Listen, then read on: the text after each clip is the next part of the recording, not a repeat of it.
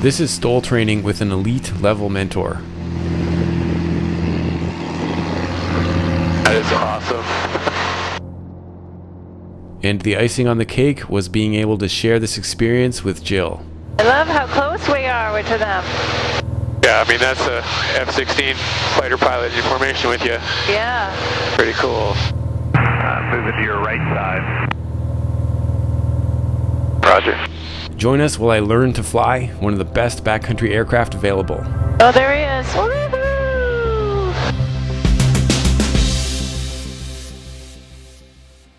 This is the Super Patriot Mark II. Since I was invited down for the prospective client experience, this airplane has got a beautiful new paint job. So we're going back to the blank canvas gray, flying with Trevor in Arkansas. This airplane only needs really 100 feet to land in, you know? Yep. 200 feet is plenty fine, so. And then remind me the number you're looking for on final. So on final, 50 is very comfortable. Yeah, that's amazing. 50 is like very, very comfortable. If you want to do a little shorter, 45 is super comfortable. 40 is like right on the edge. Okay. And that's with 2 notches. And that's with 2 notches. Yep. Add about 5 knots if you're going to go flaps up. A typical client demo training flight starts with you in the back seat. And you're still not worried about full flap. You're gonna just go 2 with 2. I never go full flap in this thing. Just don't really need it. Yeah, So well, apparently. Yeah. Just going So you down see we got a ton of energy. I'm actually going a little faster here to kind of bleed a little energy with a little bit more drag. Yep. Keep that slipping until I get my energy depleted. Just don't want to land like this, right? Nope. And then hold it off. We'll do a 3-point. That's awesome. You didn't even blip it because the suspension just took it. Oh, yeah. This thing in a full stall is about 800 feet per minute. And you can literally just hold the stick back and let it touch the ground. That's awesome. Yeah. But the nose didn't drop. It just kind of comes down nose up. Like if you, as long as you have the stick back. Yeah, that's right. But one of the advantages of that lighter aircraft is that you don't need that extra weight in the back in order to be able to make that happen. Some other aircraft that are kind of nose heavy, it's much, much harder to get a 3-point. This experience is catered to your specific needs and experience level. Any tail wheel experience you can get. If you want to buy the airplane, get the airplane while it's being built, get yourself some experience in a J3, and then we'll come out and we'll kind of take you to wherever you're at and take you to the next level. Like today, we're coming out and we're doing stuff at low ceilings. There's some ice that we're kicking around and stuff like that, but that's where your skill level is. And so we kind of put you where your skill level is and just take you to the next step. Yeah, that's good. And I don't feel like I don't know if I would have loved to come into a strip where I had to be stopped by this point, even though I know I can. Right. I'm still working on the confidence to know. Right. Nothing beats the solo performance of an airplane like this. Out up there. I had the GDL-52 with me because to get here we had to do a bit of a small cross country, and as you can see the weather was quite low, and I like to have SiriusXM Aviation weather information on board for everything I fly. In the RV-14 it's built in, but I probably should have left it behind for this particular pattern work flight. Actually, the full flapper. Alright, Rich. Want to check your controls. Trevor cut me loose at this backcountry strip that's got way more runway than I need.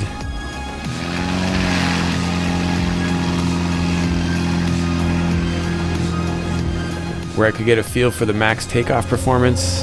That is awesome. And I could practice spot landings and short takeoff rolls, slowly working toward braking hard. I think there would be a mental game to play with knowing like I can't screw this up. Having said that, easy go around, right? So don't come into a strip where there's no outs for the go around. Like if you're committed, then you better know you're going to make it. Well, one of the difference between this airplane and other airplanes that I've flown going into these backcountry strips is where other places may not have a go around option. This one does, because you know, if you're going 40 and you hit the gas and your flaps too, you're automatically climbing up and you have an out that you may not in another airplane. Right. And so that's another huge advantage. But getting comfortable with that, knowing how much time it takes from power push up until the climb out, and what that angle is going to be and what obstacles you can clear, you want to slowly integrate yourself in that instead of just all of a sudden jumping into a 400-foot strip or a riverbed or something like that. So to clarify my experience level, I would describe myself as intermediate in terms of STOL. I've got a fair bit of tailwheel time, and a chunk of that time is in Cub types specifically, so it wasn't a big stretch for me to get to this point within a few days of flying here.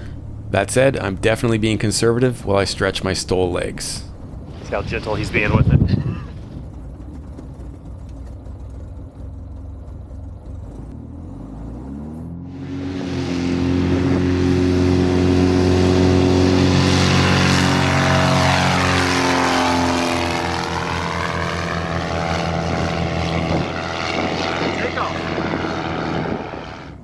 On this second approach, I slowed it down to the mid-40s, and I still had too much energy.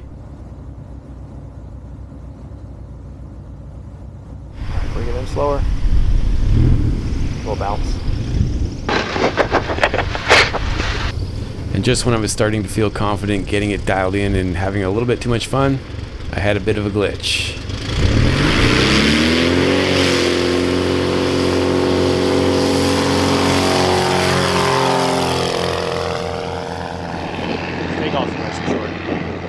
I should have had that GDL-52 secured properly or just left it off board. Up on this one. Oh, it's a GDL-52. It wasn't necessary for this local pattern flight, but anyways, I couldn't reach it, I couldn't see it, but I confirmed at least it wasn't near the rear pedals. Should be okay for the pedals. Regardless, I decided that was a reason to end this flight. It's a little hard on the airplane on that last one. But that is what it's for. With a loose item somewhere on the floor behind me, I planned to make this one super gentle, so it was less likely to move and potentially interfere with any of the controls.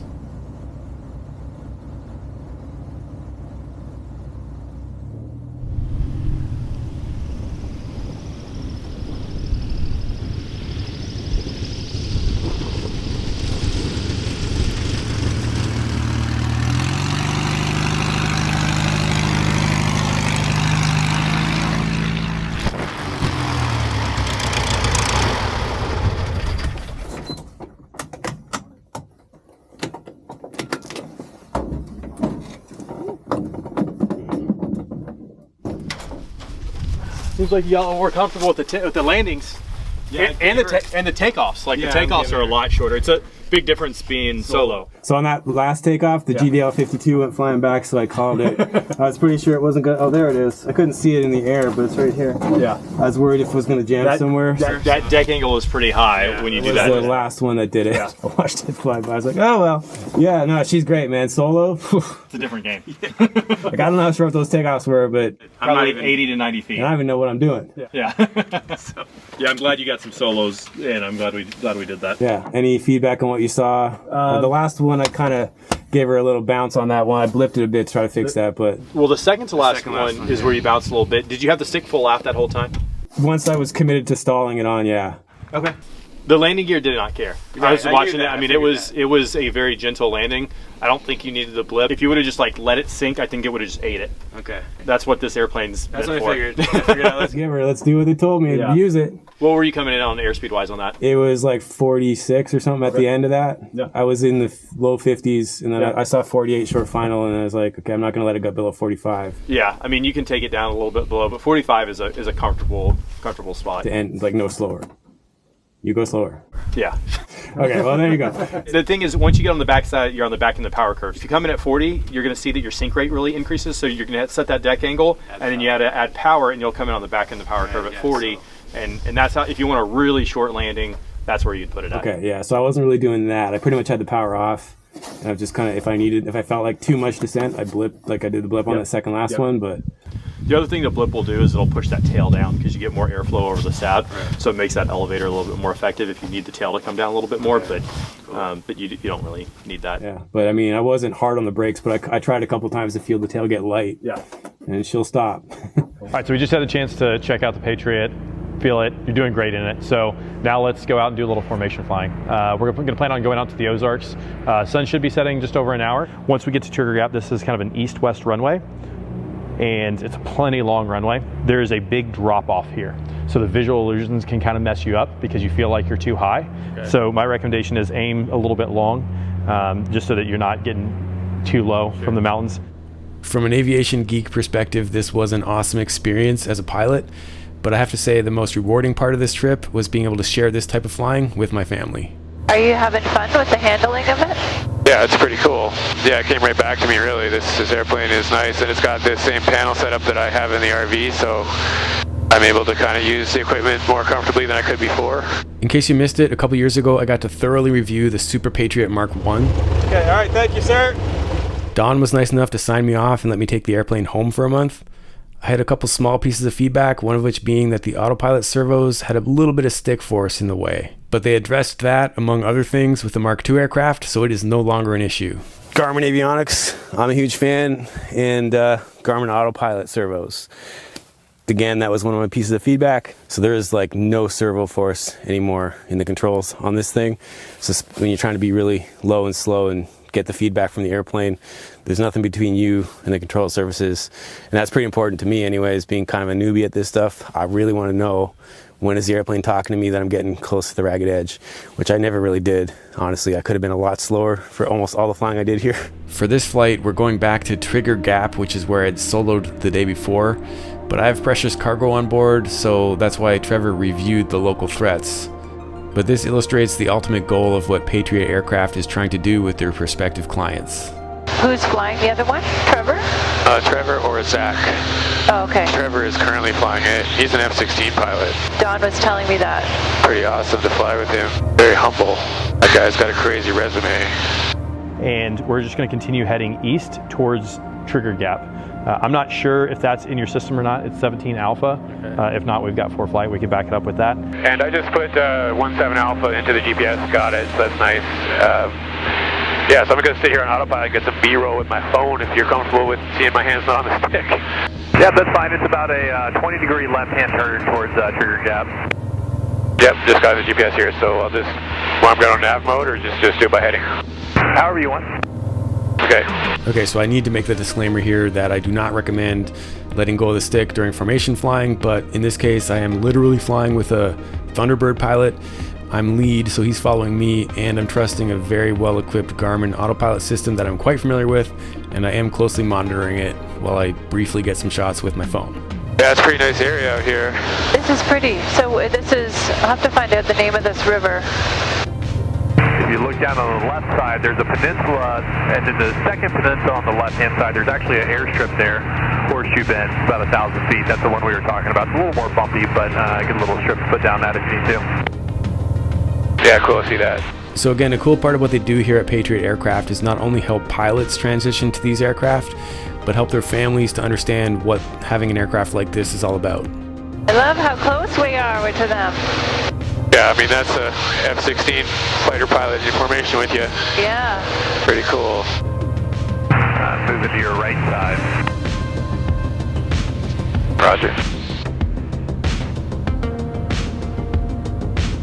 Oh, there he is. Woohoo!